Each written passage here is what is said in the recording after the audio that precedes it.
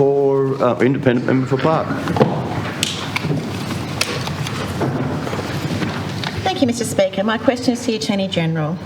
Attorney, you would be aware that Advocacy Tasmania has been representing many people who have been cruelly treated by the failings of the Public Trustee, going back over decades, causing monetary loss, mental trauma and even death to hundreds of Tasmanians. Attorney, I note your response to the Advocacy Tas CEO that you may consider payments to victims in circumstances where there is actual loss. As far as that goes, Attorney, I note that you at least acknowledge that people have suffered. But what will be the process? What is the test? What hurdles must be cleared? These people have been to hell and back. It is not acceptable if applicants for compensation have to prove loss through expensive, lengthy and distressing court or quasi-legal processes. That would be mounting cruelty on top of cruelty. Attorney, will you establish a compensation scheme that is properly funded, timely, fair and easily accessible? And will your scheme acknowledge not just monetary loss, but include trauma and mental suffering? Mr Speaker.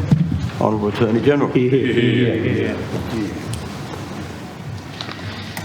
Well, thank you, Mr Speaker, and I thank the Honourable Independent Member for Clark, Ms Johnston, for her question. And indeed, it's a matter of interest, I'm sure, for all members of this House and our community. Our government is one that's leading with integrity, that's courageous, accountable and delivers on our commitments.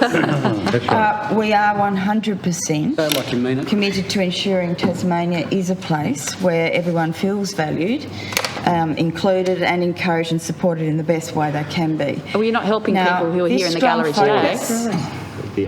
Is no more evident than in my portfolios and particularly in this area. Members would be aware.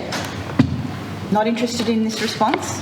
We want you to help people who are facing homelessness. Will you do something about that? Ms. White, so you're not order. interested in Ms Johnston's question on the Public Trustee? Are you interested in helping people who are facing homelessness? Order. Attorney, I'm answering, Mr Speaker. Through the chair, please. Interjection should cease. Put to me. I'm answering the question that Ms Johnston put to her, which is an incredibly important question, and I thank her for it, because members would be aware that in response to the community concerns raised, I called for an independent review into the administrative and operational practices of the Public Trustee in June last year and appointed the highly respected barrister Damien Bugg, AMQC, to carry out this important work. Now, I appointed someone independent of government deliberately so that he could make various recommendations.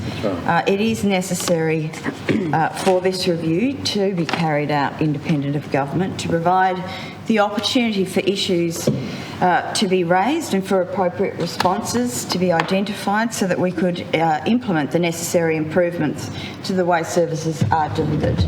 So that was the purpose of the review, and I'm pleased that the government were able to provide a response to what we refer to as the Bugg Review. Now, as I've previously announced, the government supports in principle all 28 recommendations of the independent review of the Public Trustee, and I'm also pleased to report that the Public Trustee itself accepts all of the recommendations as well. Members would be aware from the budget that the government has put in significant funds to enable the Public Trustee to deliver these services and deliver on its community service obligations. In that regard, with respect to both of those issues, there's $4.3 million for each of those things. Now, in relation to the independent review, it did not suggest that there were any fundamental failings or individual harms that would warrant an actual special compensation scheme to be established. But as a government, we will, of course, always consider appropriate ex gratia payments in circumstances where there are instances of actual loss. Now, that doesn't involve legal proceedings, Ms Johnston, to answer your question directly. It doesn't, therefore, involve the usual costs and delays that may occur in court proceedings. It is important, though, Mr Speaker, to note that in relation to any proposal to provide compensation to individuals impacted by an organisation, the matter is first considered by that organisation, and in this case it would be the Public Trustee. Ultimately, the decision would then be made by the Treasurer. That is the ex gratia payment system under the Treasurer's instructions. I want to make that very clear because there is a process that people can go through in circumstances of special circumstances. They aren't common, however, but I am saying this because the review did not recommend a special scheme. And why I'm saying it needs to first go to the organisation is because the Public Trustee is an entity in itself, being a GBE.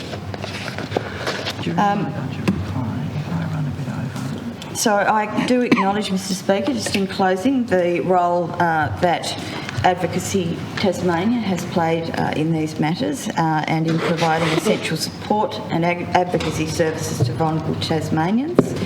And as I've said, the government supports in principle all, I did say in closing, yes, Mr Speaker, all 28 recommendations of the independent review. And we will be continuing on with this work as demonstrated by the clear commitment and financial commitment to enable that to occur in the budget. And I do highlight the community service obligation aspect of the Public Trustee, which is in the sum of $4.3 million as well. Honourable Member for Bass. Thank you, Mr Speaker.